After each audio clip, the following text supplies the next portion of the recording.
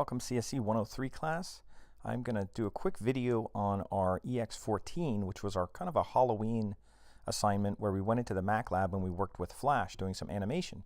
So you may have to go into the Mac lab to do this on Flash, and I'll show you this recording on a Mac. This is my desktop on a Mac, and I have two folders, one for a C1 section, one for M1 section. If you're in the C1 section, use that one. They're both the same, but I have them both here. So you're going to use a folder here to import some graphics and also to save things right to the desktop. If you're working on the Mac and you don't usually work on Macs in the lab, or you're working at home, you could save things to this folder if you need to download it. But otherwise, this will be on the computer. So we're going to launch the Flash application. It'll look like this if it's on your dock. On a Mac, this is called your dock. And if you don't have it on your dock, you can go to the Finder, which is this thing here, this little smiley face. And if you click on that, a folder will come up, and then you could go to Applications. You can look for the Flash folder right here, and that's the application. And then you could double click this, or you could drag this down to put on your dock. Now, I already have it on the dock, so I'm not going to put it there. But you can add that to the dock by dragging it there. That just makes a little shortcut. So either way, we're going to launch Flash with this icon. So I'm going to close this up. So I'm going to launch Flash. And Flash is by Adobe. This is CS6. And if you get this message, just skip it. Don't worry about the font. When Flash launches, you may see a blank, kind of a blank gray screen like this with no stage, or you may see a window that asks you to go File New. Either way, if you go File New here, we'll use these same settings if you get that window, but I'm going to go File New, and I'm going to go 550 by 400, which should be the default. Change your frame rate to 15. That'll make it a little easier to deal with. And this is what it should look like. Now, if your screen doesn't look like this, there's going to be a toolbox over here, I guess, toolbar. You'll have a timeline up here, and you'll have a palette over here, which will change based on what you click on. There'll be another little palette here that we probably won't use. If you're not seeing that or it looks different, you can go to Window, and you could go down to Workspace. Now, this is after Files Open, and you could go to Reset Classic. And that'll make it all look like this again, except it'll make the toolbar kind of on one column. I like it on two, so you can kind of go in between here and stretch it out. So this is what we're going to start with, and we're going to import a graphic, JPEG, to put here so we have a picture of a haunted house. So I'm going to go File, Import, and I'm going to import to Stage. And I'm just going to go navigate and browse to that, and I'm going to go to my desktop and look for that Halloween folder, and in there there's a house1.jpg. And it may ask you about a series of images because there's a house 2 in there, and just hit no. But it'll bring this image in. It's the size of the stage, 550 by 400. So it should fit exactly to the stage. And once it's there, you could probably just lock it. If you go to this little dot underneath the lock, that'll lock it so that when you do anything else over top of it, you won't be grabbing this picture. Next step we're going to do is we're going to add a new layer. And before I do that, you could double click on this layer 1 right on where the words are. And I'm just going to call it house. So you just know that that's the house layer. And I'm going to add another layer above it. I'll go to this little icon here that says new layer, not the folder, not this one. I'm going to go to here and make a new layer, and I'll call it ghost. And we're going to make a ghost. And we have to stay on this layer to do it. There's nothing here. This is a keyframe. That means that's a blank keyframe that's hollow like that. That means there's no graphic on the layer right now. So we're going to make a graphic. We're just going to use the paintbrush because this will be the easiest way to do it. And when we use this paintbrush, we want to make sure we turn off object drawing so that we could just kind of paint continuously and not have separate objects. So when you do that, when you click on this paintbrush, you want to go down here and you want to make sure that the object drawing is off. This is on when it's all gray like that. This is off. So make sure that it's off small like that. And you'll kind of know, because if you start painting right away and it makes a box around it, the first thing you do, then object drawing is on. So we don't want that. So this should be off, object drawing off. It doesn't tell you on or off, but that's off. So anyway, when you click on this paintbrush, you have a stroke color, which we don't need any stroke. So it's a red slash. So if you need to choose that, you could go over here and choose that red slash.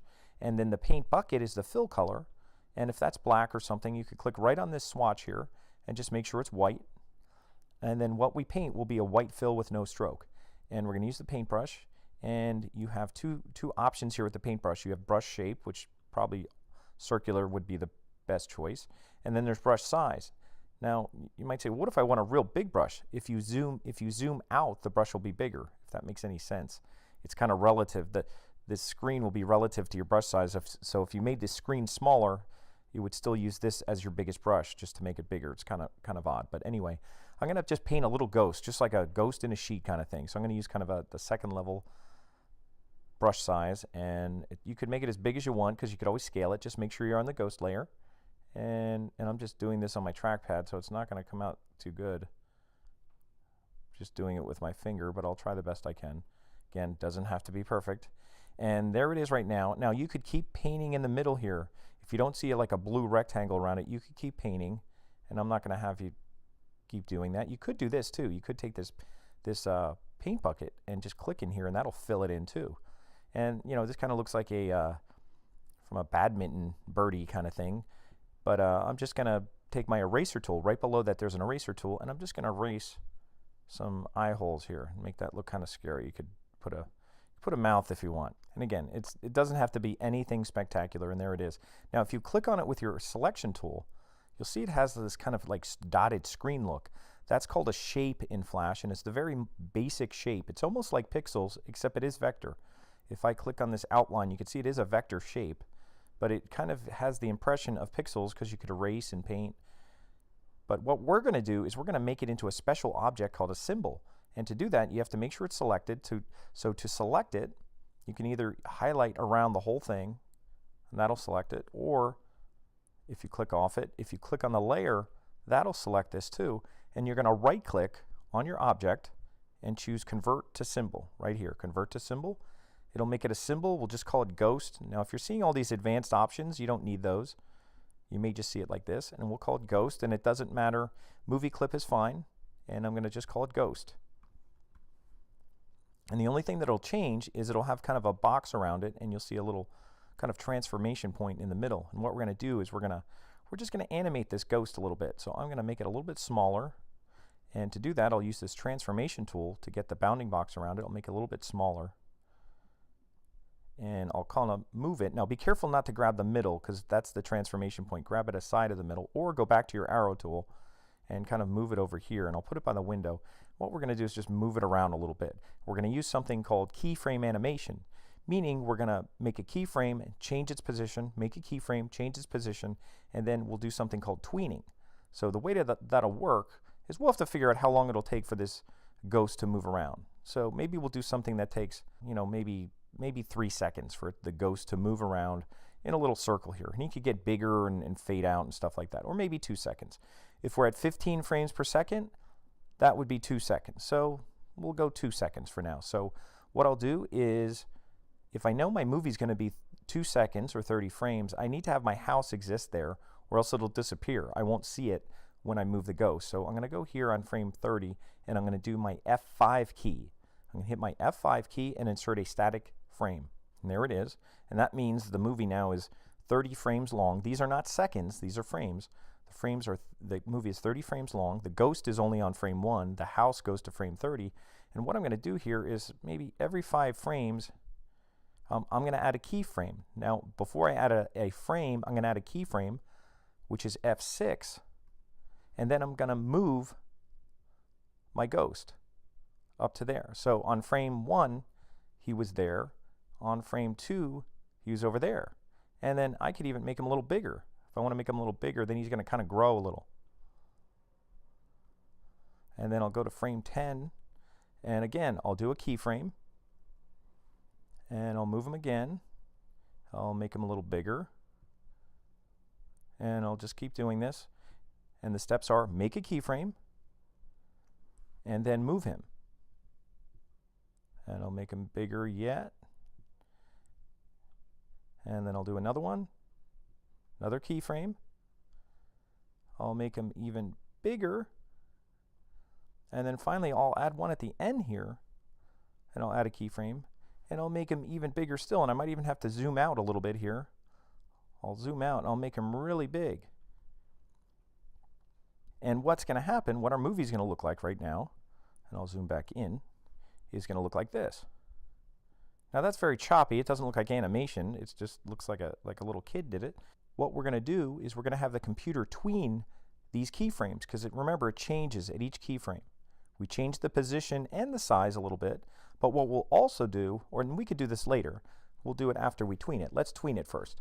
we're going to highlight the layer so that all these things are kind of highlighted in blue, and we're going to right click on here, and we're going to choose something called Classic Tween. We're not going to use Motion, we're going to use Classic. We use Classic Tweens when we make keyframes. Motion Tween is another way to do it, but we're going to use Classic Tweens. And we do Classic Tweens, and they basically make all the tweens in between the keyframes, so that when you move your playhead, which is this red thing, it kind of moves smoother now. And it kind of does a transition between all the keyframes.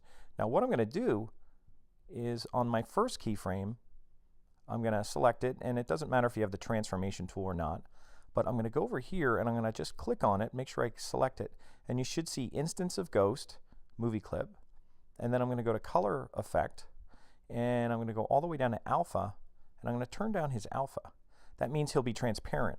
That means on the first keyframe he'll be transparent, and he'll kind of fade in between the first and the fifth frame. He'll fade in. And then I'm going to do the same thing at the end. I'll go to frame 30, and if you don't see his information here, that what we just saw, you're seeing frame properties. Click on the ghost one more time, and now you'll see ghost. You'll see this thing that says Color Effect Alpha. If this is closed up, you have to open it up and choose Alpha and make sure it's turned down, and then you'll see that it does a tween between 100% opacity and 0% opacity. So then when we play it, and I'll just move my playhead and play it from the beginning, it moves around there. And it's only 2 seconds. And what I'm going to do is I'm going to save this, and I'll save it to my desktop in that folder that I just had. I'll do it in this C1 folder, and I'll just call it 14, and I'll just call it Halloween Flash, because we're using Flash. And I could put my last name, first initial. And I'll save it in this folder. It's an FLA file, that's the native Flash file. I'll save it in there. If I wanted to see the SWF file, meaning the kind of export version of Flash, I could go to Control Test Movie and test, and you can see it says Command Return. On the Mac it'll be Command and the Enter key. And what that does is it makes a little SWF file in the same folder, and it plays a looping movie of what we just did. And there it is.